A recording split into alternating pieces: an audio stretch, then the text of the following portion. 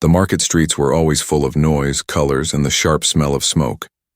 But that evening there was something different, something that made even the loud merchants fall silent for a moment. A small alien child stumbled forward on the dusty stone path, dragging her twisted leg, her thin hands clutching at the ground for balance. Her skin was pale, stretched tight over her bones, and her eyes carried the heavy look of someone far older than her years. Most people looked away. Some muttered under their breath, "Another broken one, another useless mouth." Others laughed cruelly, whispering that such children were better hidden than seen. None stopped to help, but one man did not turn away. A human, an outsider, stood near a wooden cart piled with old tools. His clothes were simple and dirty from work, his face lined with tiredness, but his eyes were sharp, noticing every detail. He saw the way the child's body trembled, the way her knees scraped on the rough ground, and something inside him refused to let it pass. He moved closer, while the crowd gave him strange looks. Humans were tolerated here, but only as laborers, never as equals. He knew the risks. But the sight of the child made his chest heavy, and his heart told him he could not ignore her pain. "Hey," he said softly, kneeling beside her. "Easy now." The girl froze. Her eyes widened in fear. No one had spoken to her with kindness in a long time. She tried to crawl faster, dragging her leg as if expecting to be struck. The human did not raise his hand. Instead, he pulled a cloth from his pocket and gently wiped the blood from her scraped knee. The child whispered something in her alien tongue, a broken sound between a sob and a plea. He could not understand the words, but he understood the meaning. "Please, don't hurt me." "I won't," he answered quietly. His voice carried the steady warmth of someone who meant it. Around them the marketplace moved again, whispers spreading through the crowd. "Look at that," someone sneered. "The human touching one of their broken ones." Another voice laughed. "What does he gain from that?" Foolish, he ignored them all. He studied the child's leg. It was bent at a strange angle, too weak to carry her weight. Walking without help would always be pain for her. She needed something simple. And in his mind a thought began to form. "Wait here," he said softly, though he knew she might not understand. He pointed to the ground, showing her with his hands. The child hesitated, then nodded faintly, her body trembling with trust and fear at once. The man stood, his eyes scanning the marketplace. He walked back to his cart and rummaged through the pile of scraps and tools. Old wood, bent nails, strips of cloth. Most people would call it trash, but to him it was material. His hands were skilled from years of building and repairing. He picked a strong piece of wood shaped by age and weather. His mind worked quickly. The crowd grew curious. Some laughed, some whispered louder, but no one stopped him. He worked with focus, cutting, shaping, and fixing the wood with steady hands. Soon, the rough outline of a crutch began to take form. It was not perfect, not polished, but it was strong enough to hold a child's weight. The girl watched, her wide eyes never leaving him. She did not understand why he was doing this. No one had ever stopped to care before. Her small fingers clutched the ground tightly as if she expected it all to vanish like a dream. Finally, he returned to her, holding the crude crutch. He knelt again, showing her how to place it under her arm. She looked at him with confusion, then slowly, carefully, she did as he showed. "Lean," he said softly, guiding her balance. His hand stayed near, steady and strong, ready to catch her if she fell. For a moment, nothing happened. Then, with trembling effort, the girl shifted her weight, pressed down on the crutch, and lifted herself. One foot moved forward, then the other, her twisted leg supported by the wooden frame. The crowd fell silent. The girl took another step and another. Her face lit up, not just with relief, but with something brighter. Hope. She looked at the human, and her lips curved into the smallest fragile smile he had ever seen. It was a smile that carried gratitude too big for words. But in the shadow of the marketplace, a figure watched. Cloaked in fine robes, his eyes narrowed as he saw the human's hand touch the child, saw her stand with help that was not allowed. The figure whispered to the guard beside him. Orders were already forming. The human, still kneeling in the dirt, did not know it yet.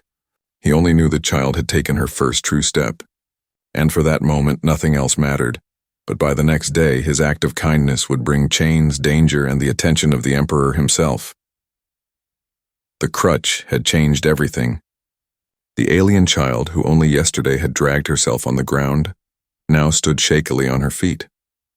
Every step was slow, every movement uncertain, but each one was a miracle.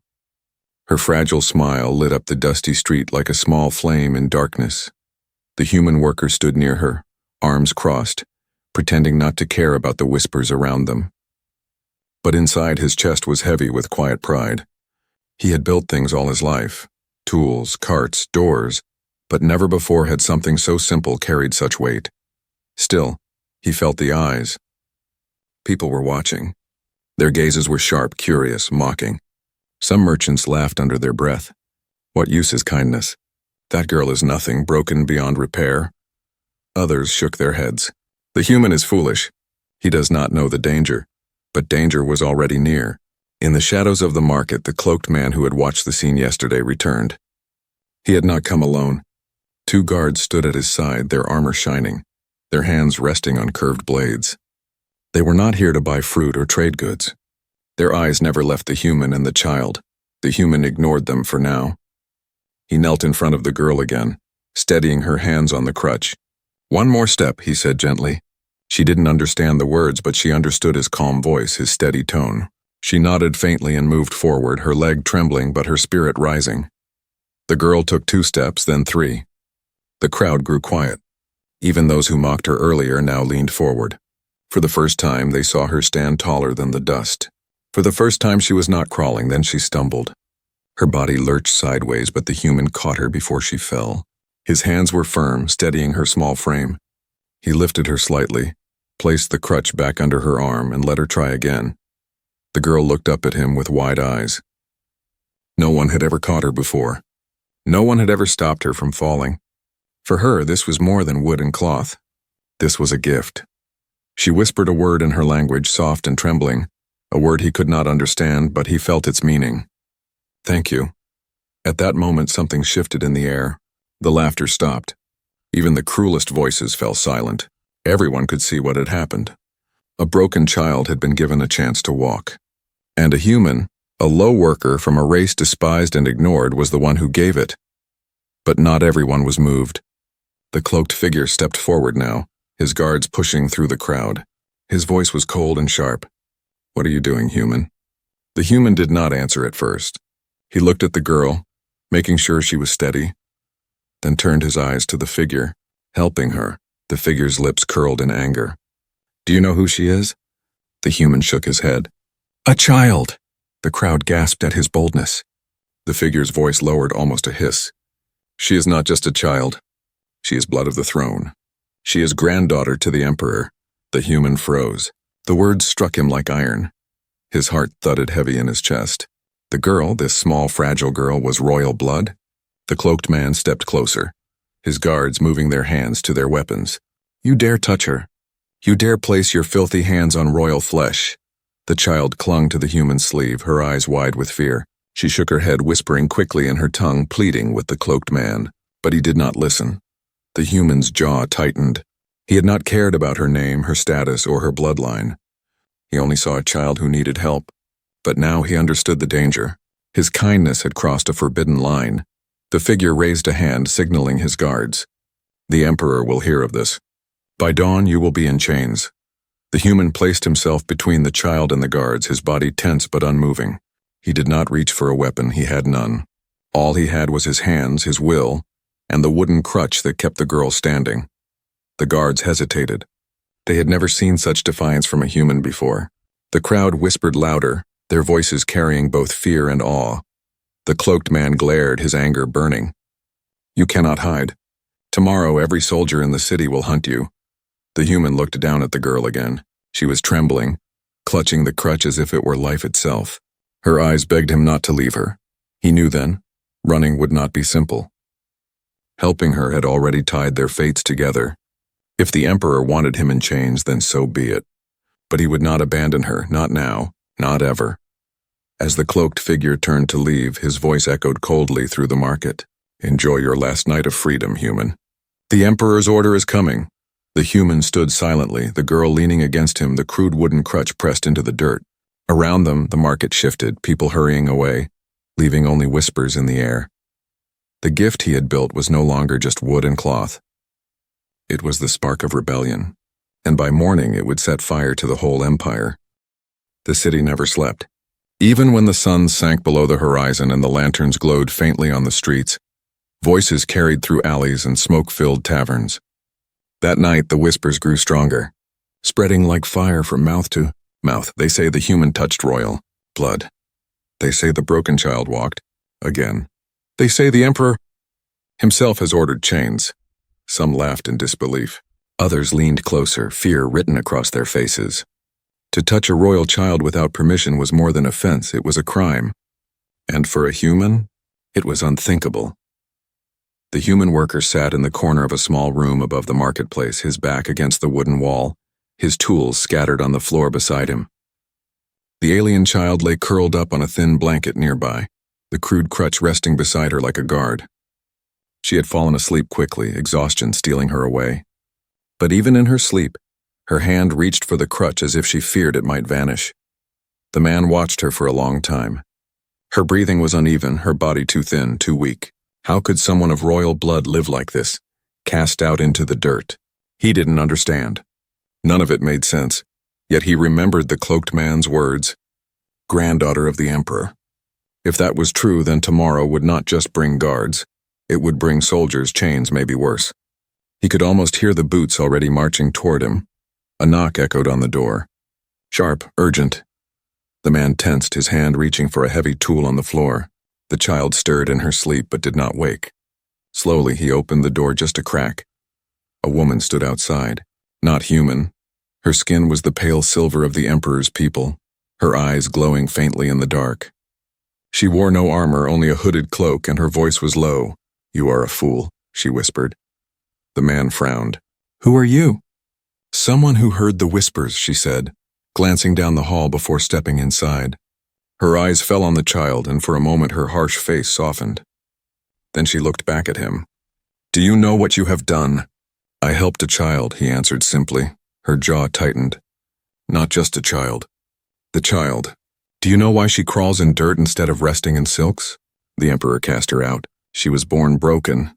In his eyes, she is a shame to his bloodline. The man's stomach turned. He looked at the girl sleeping on the floor, remembering the cruel laughter of the market. Even her own grandfather had turned away. She would have died out there, he said firmly. The woman's eyes narrowed. "And now you may die with her. The emperor has ordered your arrest. By morning, soldiers will fill the streets. They will tear this city apart until you are dragged before him in chains." The room grew silent. Only the faint breath of the child filled the air. The man finally asked, "Then why are you here?" The woman's gaze softened again. "Because she is still a child. And because maybe I do not want to see kindness crushed under iron boots." She pulled something from her cloak, a small pouch of coins heavy and clinking. "Take her. Leave the city tonight. Hide before it is too late." The human stared at the pouch, then at her. "And if I run? They'll still come for her. She cannot hide forever." The woman looked away. "Perhaps not. But at least you might buy her time." He said nothing. His eyes drifted back to the sleeping girl. Her small face was peaceful now, but he remembered the fear in her eyes when the guards had approached, the way she had clung to him. She trusted him, and trust was heavier than chains. The woman sighed, pressing the pouch into his hand. "Decide quickly. By dawn, the city will not be safe." With that, she turned and slipped into the shadows. The man sat there, the coins heavy in his palm, his mind torn between choices. He could run, vanish into the wild land, save himself. But each time he looked at the girl, he knew, if he left her, she would not survive. Down in the streets, voices rose again. The whispers were louder now, carrying a dangerous edge. "The human defies the emperor. The emperor will make an example." Boots echoed in the distance. Not the shuffle of merchants, but the steady march of trained soldiers. The night was ending, and the hunt had already begun. The man quietly gathered his tools. He strapped the pouch to his belt, then lifted the crutch gently into the child's hand. She stirred, blinking at him with tired eyes. "It's time to move," he whispered. She nodded weakly, still half asleep, but when she leaned on the crutch and stood, her eyes cleared. She trusted him without question. As they stepped into the narrow street, the air felt colder, heavier. Every shadow seemed to hide watching eyes, every corner whispered danger. The city was awake with secrets, and all of them carried the same warning. The Emperor wants the human in chains. But in that moment, the human only thought of the child beside him. She had been broken and cast away.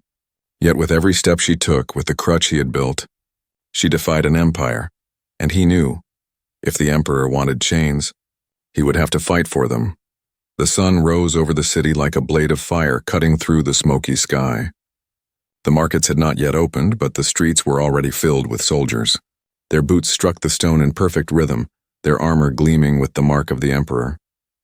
They carried chains at their belts, long and heavy, ready to bind the one man who had dared to touch forbidden blood. The human worker and the alien child moved quietly through the back alleys. The girl leaned on her crutch, every step slow, but her spirit stronger than the night before. The man guided her carefully, keeping close to the walls, listening for every sound. The whispers of last night had grown louder, carried even into the palace itself. The Emperor now knew everything. Inside the throne hall, the Emperor sat on his golden seat, his face carved from stone. Around him stood nobles and generals, all whispering nervously. The cloaked man who had seen the human knelt low before the throne. "My Emperor," he said, his voice sharp, "the human worker dared to touch your bloodline. Worse, he gave her aid, made her walk again. The market speaks of nothing else. If you do not punish him, they will think humans equal to us." The Emperor's eyes burned with cold fury. He raised one hand and spoke in a voice that echoed through the hall. "Send out every soldier. Search every street. The human will be brought to me in chains before the day ends. And when he stands here, he will learn what it means to defy the throne." The order spread like fire. Bells rang through the city. Soldiers marching faster now, checking every door, every corner, pulling merchants from their stalls and demanding answers. The name of the human was shouted through the streets, and the threat of death hung over anyone who dared hide him. The man and the child ducked into an old workshop, the air thick with dust. He closed the wooden door behind them, his heart pounding. Through a crack, he saw soldiers marching by. Their voices were cruel, promising reward to those who betrayed him and punishment to those who stayed silent. The girl gripped his sleeve tightly, fear in her eyes. She whispered something in her language, her small voice trembling. He didn't understand the words, but the meaning was clear. "They're coming for you." He placed a hand gently on her head. "Don't be afraid," he said softly, though inside his chest his heart was heavy. "We'll find a way." The crutch he had built now looked less like a tool and more like a symbol. It was simple wood and cloth, but it had given the girl back her steps, and that act alone had shaken an empire. Suddenly, the workshop door burst open. A group of neighbors stumbled in, faces pale with fear. One of them hissed, "You must leave the city now. The Emperor has commanded your arrest. They are searching every street." The man clenched his jaw. "If I run, they'll find her again." "She is cursed," another whispered, glancing at the girl. "The Emperor cast her away once. Now he wants her gone forever. Why risk your life for her?" The human's voice was steady. "Because she is a child. Because no one else will." The neighbors fell silent, shame flickering across their faces. They left quickly, not daring to stay longer. The man turned back to the girl. She was trembling, her eyes wet with silent tears. But when she met his gaze, she lifted her chin with courage far too big for her small frame. He felt it then, a decision settling in his heart. He would not run. He would not abandon her to the same cruelty she had already suffered. If the Emperor wanted chains, then let him send them. But the man would not bow. Hours later, the soldiers found them. The workshop door was broken down, iron boots storming inside. The man raised his hands, refusing to resist, his body tense but unafraid. The girl cried out, clutching at his arm, but the soldiers tore him away. Heavy chains snapped around his wrists. As they dragged him into the street, the girl stumbled after them, leaning on the crutch, shouting in her small, broken voice. The crowd gathered, whispering in shock. For the first time, many saw the truth with their own eyes. A child who had been cast away, now standing because of a human's kindness. The soldiers forced the man forward, their spears pressing into his back. "You will stand before the Emperor," one snarled. The girl limped behind, refusing to let them take him alone. And so, with the sun blazing high above, the city watched as the human was dragged through the streets in chains, while the broken child followed him step by step, her crutch striking the stone like a drumbeat of defiance. In the palace, the emperor waited. His order had been obeyed. Now he would decide whether kindness would be crushed under his throne, or whether something far greater was about to rise. The palace gates loomed like teeth against the sky, tall and sharp, ready to swallow anyone dragged inside. Chains clinked as the human was forced forward, each pull of the iron cutting deeper into his skin. But he did not look at the guards or the stones beneath his feet. His eyes kept searching for the small figure struggling behind him. The alien child limped after them, her crutch striking the ground with a steady rhythm. The soldiers tried to shove her aside, but she clung to the air between them, refusing to fall back. Every time they struck her, she rose again, her eyes burning with silent fire. She would not let him face this alone. The city streets echoed with whispers as the strange procession moved through. People leaned from balconies, peered out from stalls, muttered to one another. The human in chains, and the broken child walking behind him. Some shook their heads, others crossed their arms in silence. But a few watched with something dangerous in their eyes, something like respect. The guards noticed the stares. Their leader barked orders, shoving the crowd back. "Move aside! Do not look upon the emperor's prisoner." But the crowd only grew thicker, following at a distance, curious to see what would happen. The human stumbled once, the weight of the chains nearly dropping him. The child gasped and ran to his side, pressing her small hand against his arm. She whispered something in her tongue, words he could not understand, but her eyes said it all. "Don't give up." He gave her the faintest smile, even through the pain. "I won't." As they turned a corner, a sudden cry cut through the air. "This is wrong!" A merchant stepped forward, blocking the path. He only helped a child. The soldiers shoved him down, their blades flashing. The crowd gasped, fear breaking the moment. Yet the words had already spread. More voices began to murmur. More eyes burned with quiet anger. The guard leader growled, signaling his men to move faster. To the palace before the city forgets its place. But the city was not forgetting. The city was remembering. As the sun sank lower, the soldiers hurried toward the palace gates. The human's body ached with every step, but his spirit only grew harder. He had built a crutch for a broken child, nothing more, nothing less, and yet that act had shaken the ground beneath the emperor's throne. They reached the palace bridge, a long stretch of stone that arched over the river. Torches burned along the walls, shadows flickering across the water below. The gates opened slowly, their iron bars groaning. Beyond them waited the throne hall, the emperor and judgment. The girl suddenly stumbled, falling hard to her knees. The crutch slipped from her hand, clattering across the stone. The soldiers laughed cruelly, ready to drag her away, but before they could, the human jerked against his chains. With raw strength, he pulled one soldier off balance, knocking him into another. For a heartbeat, the guards faltered. "Run!" the human shouted at the child. She looked up at him, tears shining in her eyes. For a moment, she shook her head, unwilling to leave. But the fire in his gaze told her he was not asking. He was begging her to survive. The girl grabbed her crutch, rose unsteadily, and limped into the crowd that had gathered near the bridge. The soldiers roared, but the people closed ranks, shielding her with their bodies. For the first time, the city itself resisted. The human was slammed to the ground, blades pressing against his neck. The guard leader snarled, "Fool, you think you can fight us? You think you can defy the emperor?" The human lifted his head, his eyes burning with quiet strength. "I don't care about your emperor. I only care about the child." Those words carried, echoing across the bridge, across the water, into the ears of the crowd. A silence followed, heavy and dangerous. The soldiers shifted uneasily, sensing something in the air they could not control. The leader shoved him forward again, dragging him closer to the palace gates.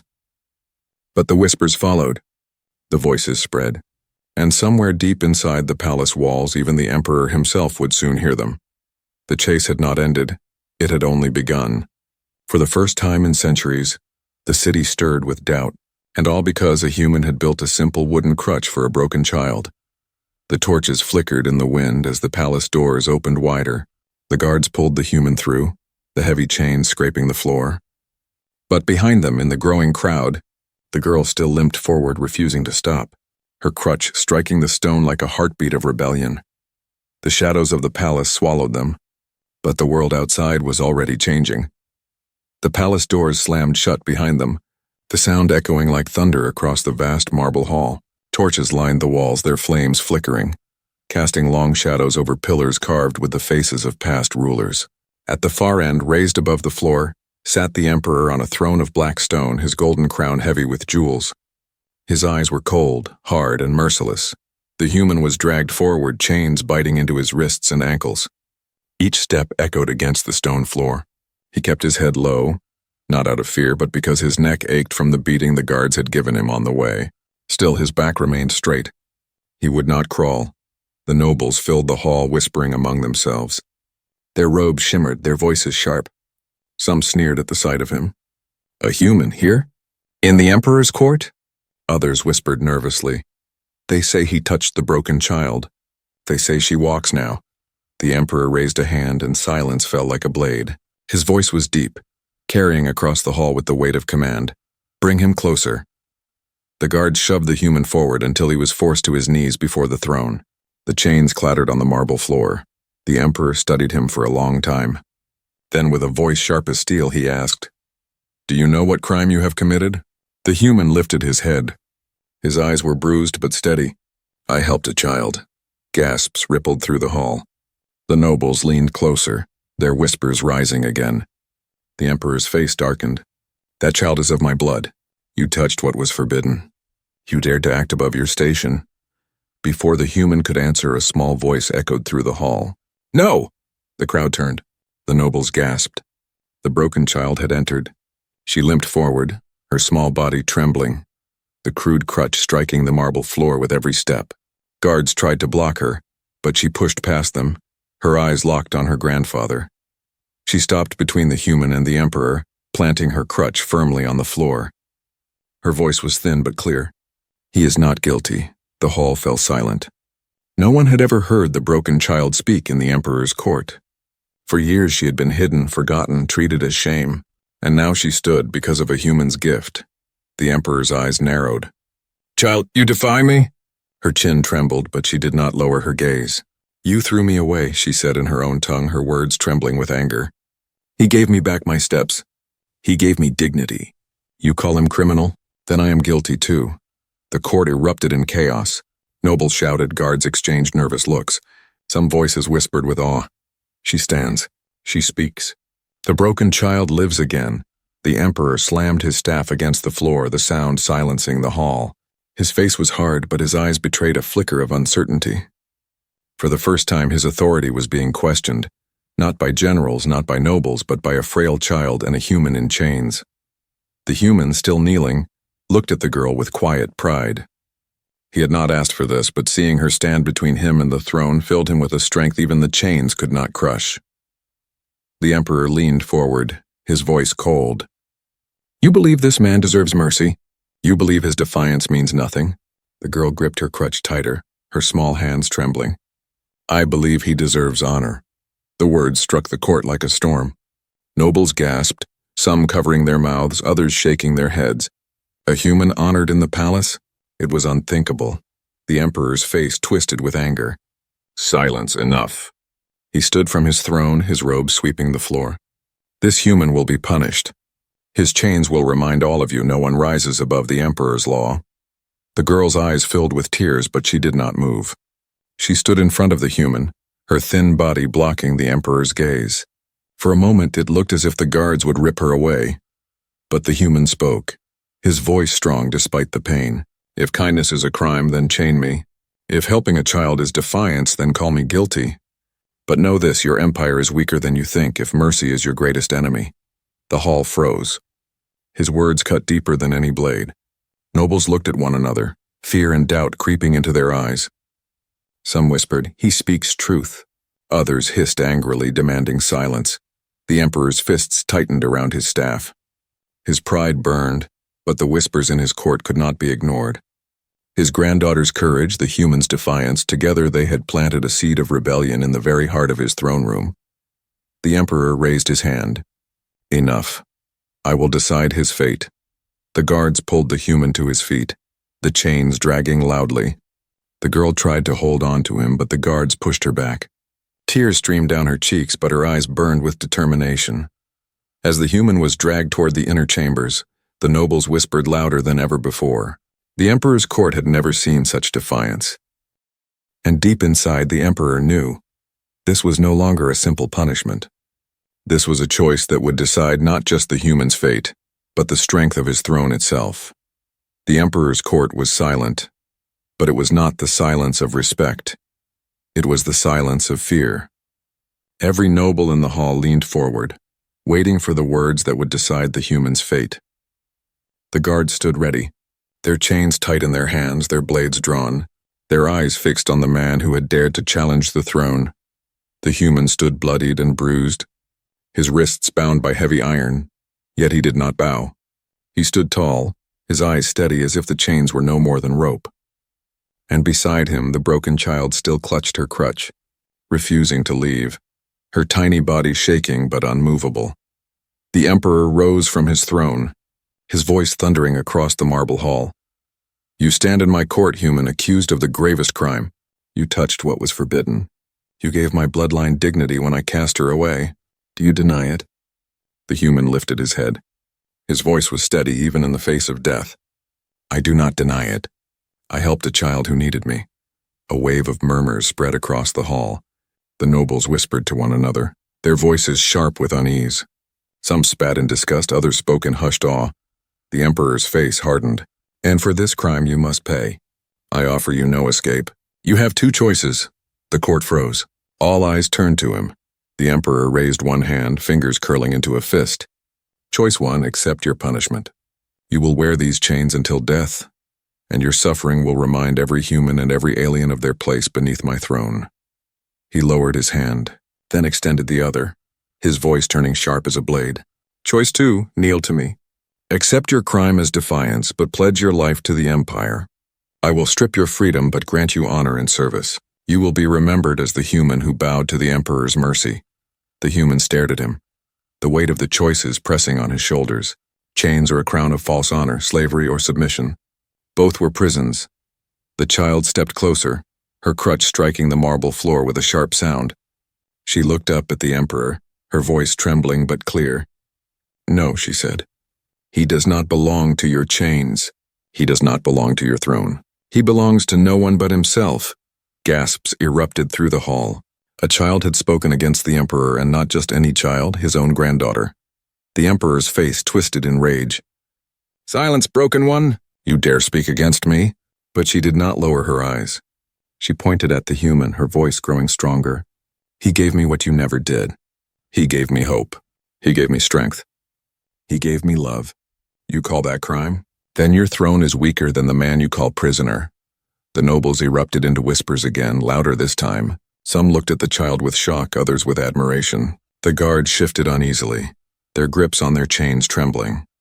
The human felt the weight of her words. His heart pounded in his chest, but his mind was clear.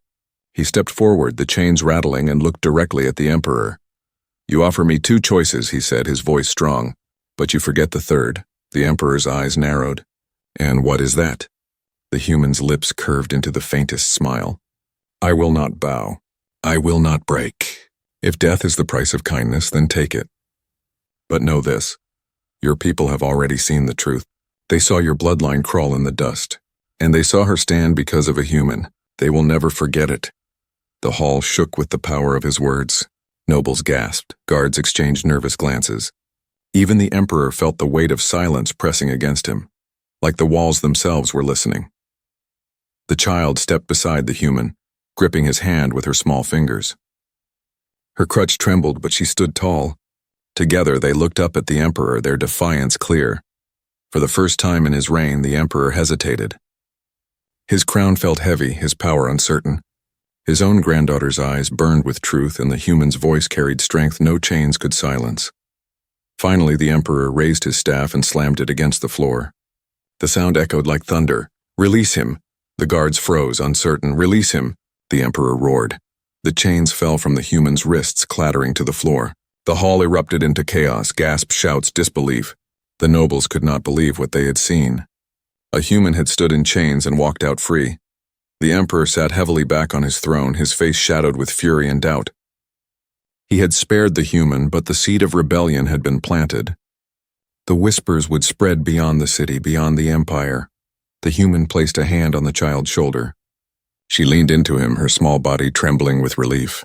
Together they turned and walked from the hall. Each step echoed like a drumbeat of freedom. Outside, the crowd waited, their eyes wide as they saw him walk unchained, the child by his side. A murmur spread through them, not of fear, but of hope. One act of kindness had broken more than chains, it had shaken an empire. And though the emperor still sat on his throne, the people now carried a dangerous truth in their hearts. Sometimes, one human's kindness was stronger than a crown.